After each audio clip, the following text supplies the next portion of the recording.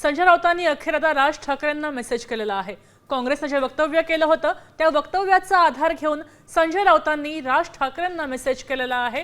या दोघांमध्ये दोन्ही पक्षांमध्ये काही काळ नाराजी असल्याचे समोर येत होतं, मात्र आता संजय राऊतांनी राज ठाकरेंना मेसेज केलेला आहे। दरम्यान आपल्यासोबत वैदेही काणेकर जोडल्या गेलेल्या आहेत। वैदेही, आपल्याला कळतंय की संजय राऊत हॉस्पिटलमध्ये आहेत आणि तिथून आता त्यांनी आता नाराजीवरनं राज ठाकरेंना मेसेज केलाय। नेमकं ते काय म्हणालेत?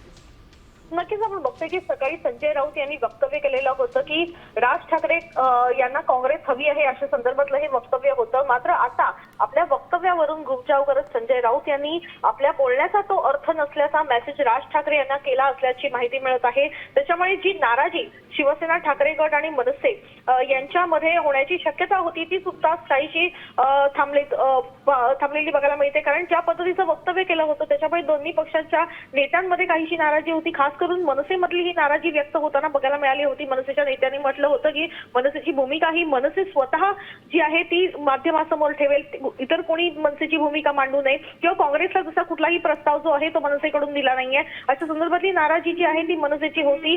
संजय राऊत यांच्या विधानावर त्यांनी नाराजी व्यक्त केली होती।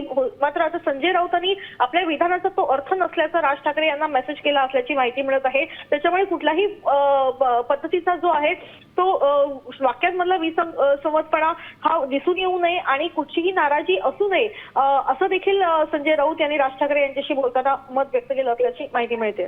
नक्कीच, धन्यवाद वैदेही सविस्तर माहितीसाठी। आपल्या वक्तव्याचा विपर्यास केला गेला असं राऊतांचं म्हणणं आहे। आता isakal.com आहे देशातील नंबर 1 ची मराठी न्यूज वेबसाईट। प्रत्येक अपडेटसाठी isakal.com ला नक्की भेट द्या।